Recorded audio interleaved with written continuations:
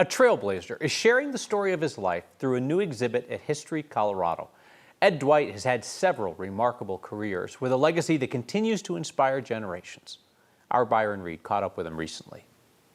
Turns out that I was a class artist. Inspiration comes from creativity. I was born to do art. For 92-year-old artist Ed Dwight, his imagination started early. Went to preschool when I was 2 and I started drawing. But his path would take a surprising turn from artist to engineer to pilot. So I started studying flying on the side.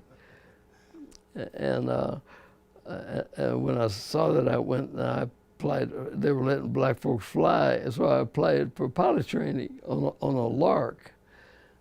And they sent me to Denver here to test. Dwight became a successful Air Force pilot. His achievements eventually caught the attention of President John F. Kennedy, who selected him as the nation's first black astronaut candidate in the early 1960s. I got a letter in the mail saying, you know, President invites you to an opportunity to go to test pilot school because you had to be a test pilot. Although he never made it into space during that era, he refused to let that chapter define him. Instead, he reinvented himself once again, returning to his passion for art. But the biggest story is how I got to be this artist in the first place, because I hadn't planned on being, when I left the military and left the space program.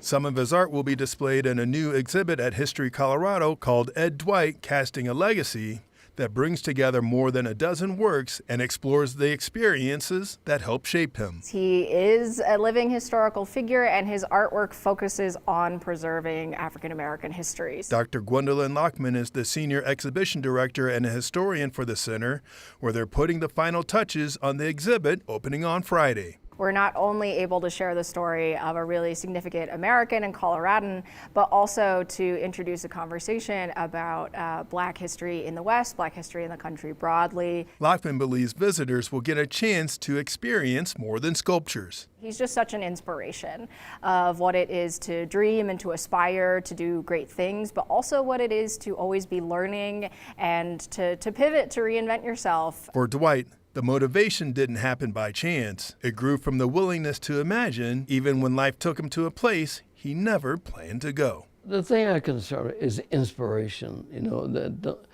Don't be afraid and stay curious. For Next, because that's what holds people back. I'm Byron Reed. Ed Dwight, Casting a Legacy, opens July 17th at History Colorado Center, runs through the end of February.